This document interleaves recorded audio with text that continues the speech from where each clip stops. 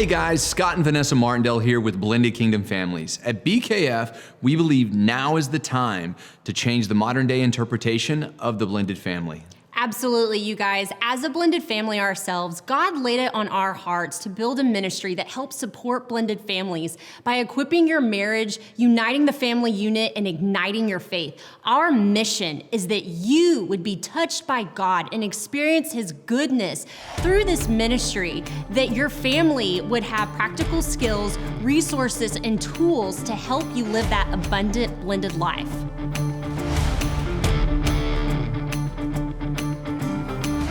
Hey guys, Scott and Vanessa Martindale here with Blended Kingdom Families. So glad that you have chosen to be with us. We have an amazing, so much fun guest, Keisha Montfleury. Welcome to BKF Podcast. Thank you so much for having me, you guys. Absolutely, Keisha. We are just so excited to have you. We met through social media, and I love making those God connections. And then, now we're talking to you, and we get to hear your heart and everything that you're going to share. You guys, first, I just want to tell you a little bit about Keisha. So she is a mama. She's a single mama to 3 beautiful children. She holds a bachelor's degree in human development and has over 16 years of experience with working with families in at-risk communities. She is the founder of 2 ministries, a nonprofit called Abundantly Authentic, and it's specifically for girls to come to know their worth and their identity through Christ. And then she has a for-profit called Handiwork LLC, and both ministries' purpose is just to encourage girls to have the necessary skills to practice healthy confidence so that they're not giving into negative behavior. Keisha, that is amazing. You're mom, yes. Entrepreneur. You are doing so many amazing things. That is awesome. Thank you so much. I used to be a little, I wouldn't say embarrassed, but kind of shy when, I get complimented on it, but it's the work of the Lord. So I'm going to embrace it and I'm going to say thank you. So good. Yes. Absolutely. Yes. Well, tell us a little bit more about you, your family, what you like to do, things you enjoy, your church, anything you want to share with the audience. Definitely. So like you said, I have 3 kids. I have 2 twin girls, so pray for me. And then I have an 18-year-old boy. He just turned 18. Wow. So I'm in a unique season right now because the girls are transitioning, from, elementary school to now, like I said, tweenhood. And then my son is transitioning to an adult. So I'm in a very unique time. So we're trying to figure out what works for our family individually and collectively. And we love the Lord. We go to church. And we're just a regular family that wants to have the goals and stuff to travel, to do different things. Yeah. So I'm just trying to, always have a little bit of a balance with myself personally, and then with the children too. So good. Wonderful. Well, Keisha, can you give our audience, can you just share a little bit about your story and your testimony of where God has brought you to where you are now? Yes. Okay. So I'll try to do like a short version of it. But yes, so I was married. I was with my ex-husband for 15 years. We're married for 7 of those years. And while being in that relationship, just looking back now, obviously there was no foundation of Christ in that.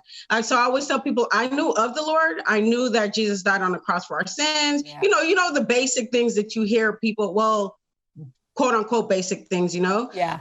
But I did not have a relationship with the Lord at the time. Yeah. So we're trying to, do marriage and do life like what the world says it should look like, but it was not working out in that way. So unfortunately, my ex-husband, I found out that he was on drugs. And when we found that out, he rehabbed. So he went to rehab, did what he had to do. We made like a major change, and we moved about a couple hours from where we were. And things were going well. Yeah. From what I thought, about 8 months into it, the habit started again. You can start to see things that, when that happened, I remember specifically asking, I never opened my Bible to get any answers before. Like I said, I didn't really have a relationship with the Lord. Yeah. But I remember asking, like, is this life? Like, is this what life is supposed to look like? Yeah. And I just, obviously it was the Lord, because I opened the word. I remember specifically that day asking that question and kind of feeling like I was backed into a wall. Like there's nothing else I can do. And I opened the word, and I remember he took me to Hebrews 12:1, which says, since you were surrounded by such a great cloud of witnesses, throw off the sin that so hinders, and run with perseverance the race set out before you. And I remember reading the verse, and it stuck in my head for like a week or so. And I'm like, what is this? And now I know it's the Lord talking to me, but I'm like, what's going on? Like, why can't I get this out of my head? And now, years later, the Lord had told me, like, those witnesses are your children. Those witnesses are the girls that, that I have purposed you to plant the seeds of encouragement. So with that, I was able to, God graced me the opportunity to get out of that unhealthy relationship. And on top of that, also, divorce not only affects me as a woman, as a person, and, their father, but the children also. Yeah. So it in my head, it happened back to back, but obviously time has passed. And I remember one day specifically, my daughter, and these are so clear, like almost like they were, like it just happened. Yeah. But I remember she was staring at herself in the mirror, and I was looking at her like, what are you doing? What is she seeing? So I decided to ask her, like, what do you see when you look in there? And she turned and she pointed to me. And that was just an extra little icing to remind me that like, I wasn't proud of what she was pointing at, So I was immediately reminded of God's promise that he has come to give us life and give it more abundantly. And I was not living that life. I was not stepping into the promises that he had for me. And something had to change, something had to change. So that's how Abundantly Authentic was birthed, because as the Lord started to work in me to show me what a healthy woman looks like I have my degrees in human development, child development. And I've been, working with our family. So I used to work at an after school program, and I would see the hurt, I felt like everything was magnified at that time. And the Lord started to show me some things. Yeah. And as I was working on myself, as he was working within me, he started to show me that. And I just started to implement the things I was doing with my kids and then the kids that I was working with, So that's how Abundantly Authentic was birthed, so that we're able to have the foundation of having our kids, our girls. I say kids, and I'm assigned for girls, but this can go for everybody, for youth to be able to know their worth, not through the world system of what the world says, but through Christ, because that's where it starts. So yeah, I said short version, but I felt like that was long. Keisha, that was good. Yeah, I love your story. I love it. Redemption. Powerful. I love that it's relatable. I know a lot of people who will come across this story or come across this podcast will relate to that situation. Yeah. What I love is that you turn straight to Christ, and that light showed you a clear path. Yes. So I want to encourage anybody who's listening who may be in that season. And you didn't say this, but I'm gonna assume when you turn to Hebrews, did you just flip in the Bible, or did you go, hey, you know what, Hebrews sound like a good place to go? No, I opened it and it was on Hebrews. And that's my funny. I think that's the great God story here. There's a lot. Yes. There's a lot of verses in the Bible, and God knew that you needed that verse right then. Oh yes. So I love that story, and I love your redemption. Man, that's so good. Thank you. Yeah, and Keisha, when we talked together, earlier, a couple of months back, we were talking about, how you felt God was preparing you for marriage one day, and you've been in prayer about this, and you're like, I come with 3 kids, I'm going to be blended, and so, just kind of talk us through, how a single parent, how they can begin to prepare themselves for marriage, and during your single season, while you're single, how can one prepare themselves for marriage?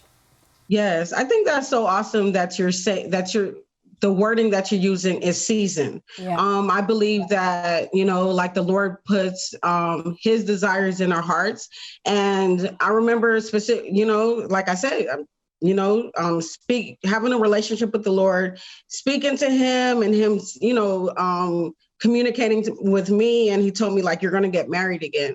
And I was like, no, I'm not. Like, it's not going down like that. And he was like, yes, you are, but this time you're going to do it my way. And I was like, ooh, okay, so even in the times where I'm asked questions, like, I don't know how to have a healthy relationship. I don't know how to have, and, he'll tell me, like, stop saying that. I'll show you how to do those things. And I'm like, okay, just like he's walking me through the nonprofit, walking me through the for-profit.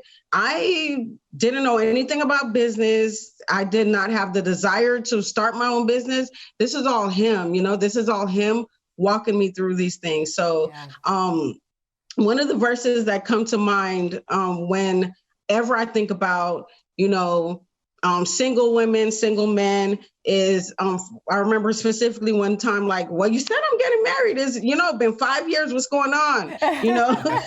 So he took me to 1 Corinthians 7:34, where it says, an unmarried woman or virgin is concerned about the Lord's affairs. Her aim is to be devoted to the Lord in both body and spirit. And I just felt like it was a check, like, girl, you need to be focused on me and not, what I'm saying? Not anything else out there. So I think that's a good verse to stay grounded on, is that we need to make sure that we stay focused on the Lord, because he knows us way more than we know ourselves, right? So he knows when I'm going to be ready. He knows everything. There is a lot of, I use the word purging, but I'm trying to be a little bit more like he's flushing out what I thought love should look like. And he's pouring in his love and what healthy love looks like, so that when it comes time for, for the season of marriage to happen, then I'll be better equipped. Now, will I know everything? No, of course, you have to be in it to in the trenches to be able to get that, be in there. But he needs to be the one to equip me, and he needs to be the one to be able to walk me through what that looked like, because it's a process. It's been a process. Yeah. Wow. Yeah. And I know a lot of our folks that watch, they may be in that season. They may be in that single season, and they know they're going to blend. Yeah. Yes. I know a lot of people who have experienced divorce find it difficult. And oftentimes we hear from people that going through the divorce, they in that singleness, they kind of lose the sense of who they are, or they lost their purpose, or they feel like their identity is wrapped in that divorce. Yeah. And we know this is an attack. We know this is an attack from the enemy. Yeah. So I want to ask you to talk about, how do you find purpose through your divorce? And I really want you to look at it from the lens of where you are today, looking back. Because I think where you are today is a really healthy place. You're obviously preparing very well. You're in the Word. But I know a lot of people may be in the fire. Yeah. So how would you encourage them to find purpose in what they believe is maybe a failure in their marriage? That's so good. When you, right in the middle of asking that question, I want to make sure that I do encourage our divorced people to let them know that something that the Lord told me was, I remember reading in Matthew, and I think it talks about God hates divorce. And I remember feeling like so guilty one time, like, oh my gosh. And, obviously that's not of the Lord. So like you said, that's an attack of the enemy. And I remember the Lord telling me, you didn't know me then, you can let that go. You didn't know me then. And I was like, oh my gosh, like, thank you, Lord. And then he proceeded to tell me that, yes, I hate divorce, but I don't hate divorced people. So he just, just went on to say, like, it's a reason why I hate divorce. There's a reason why he has, has it laid out the way that he has it. Because when you think about divorce is separation, and whenever there's separation that happen, there can come confusion. There's broken families. There's broken, it comes with a lot of weight that comes attached to that. So that's why we need to be very careful with who we attach ourselves to or who we connect with, and that can go with not just, romantically, but friendship and all that also. Yeah. But we need to be very careful because he doesn't want us to be going through all that. So I would just encourage, anyone listening that's in that space, that he does not hate you, and you are very well, you have a purpose, and what that looks like, only he is able to walk you through what he is needing and wanting you to do, and learn from that space. If you allow him to, and you allow him to be, and you surrender to what he is telling you. So I wanted to get that out of the way, right? Because you can't walk around with like a dark cloud on your head because of that. So, but as far as knowing your purpose and knowing, how to move forward with that. Like I said, the only thing that I can say, and I know it sounds but is the Lord like walking you through? What are your passions? We all have a position in the body of Christ, and he'll walk you through that. What are some things that, I always tell my girls, we all have gifts, skills, and talents. What are some things that you're good at? How do other people see you, to see the strengths and gifts that you have? Is there something on your heart that, God is calling you to do? And start little, and then just, allow him to be able to guide you through it, because that's basically what it started with. Like, as he was walking me through, becoming a more confident, healthy version though of knowing my worth through him. Then he's like, okay, you have the background of child development, you have kids, so how can we do this so that we can prevent these things, so our girls aren't going through, and they're making sound decisions. Yeah. So it's just allowing the Lord to be able to use you. And that goes with like surrendership, Yes. So good. So good.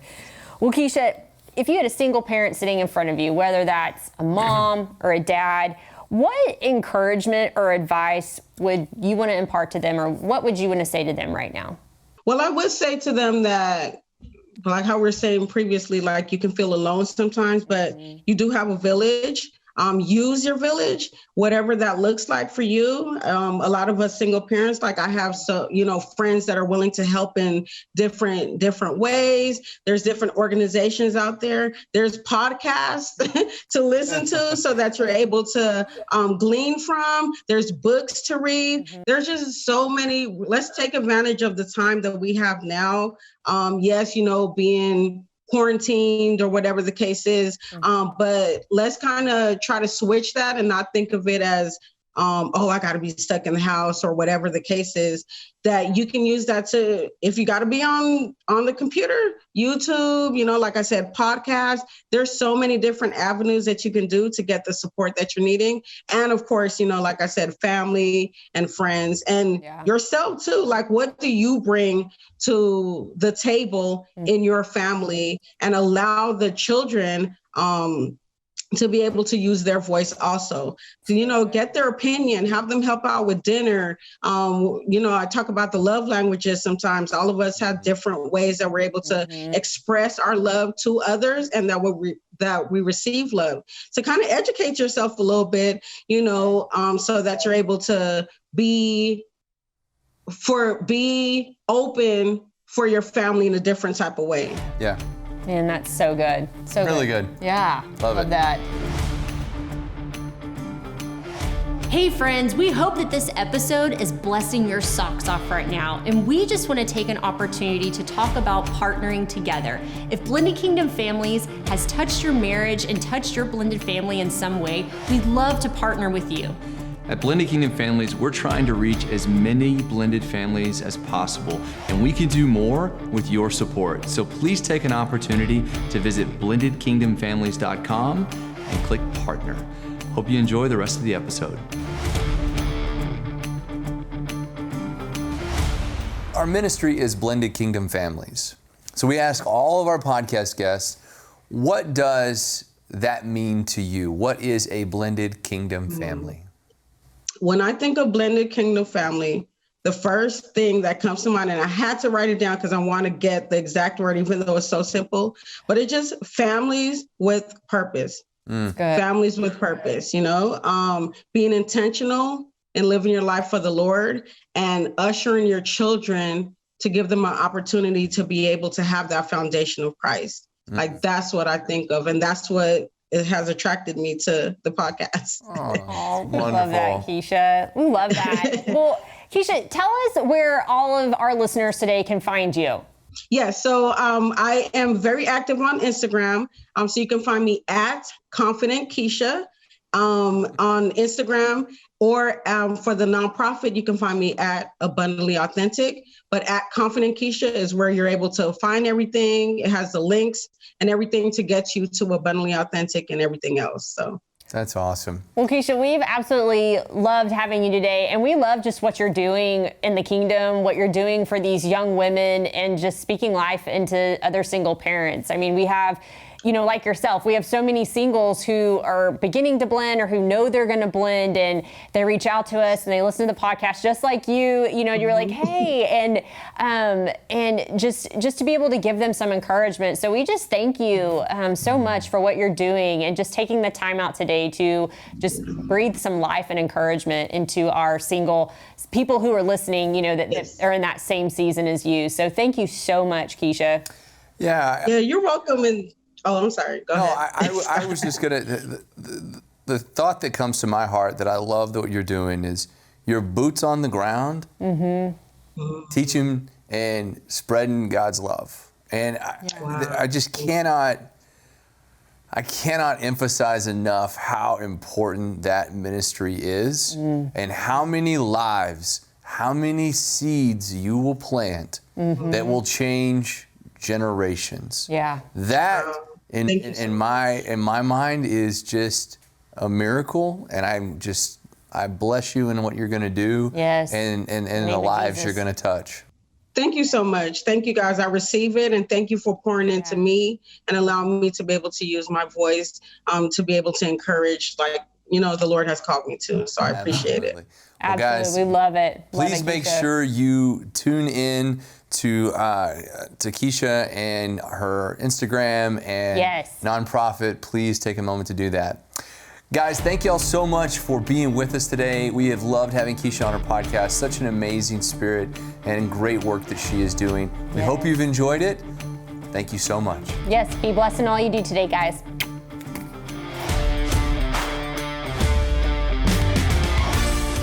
BKF community, we want to hear from you guys. If you would take the time to leave us a review, and you can find us on all social media platforms. Our podcast is on every podcast platform, and you can visit us at our website at www.blendedkingdomfamilies.com. Yeah, guys, we're trying to reach every blended family all over the world, and we can't do this without your partnership. So please take a minute, share, comment, review, tell your friends. Tell them they can all go to blendedkingdomfamilies.com for great resources.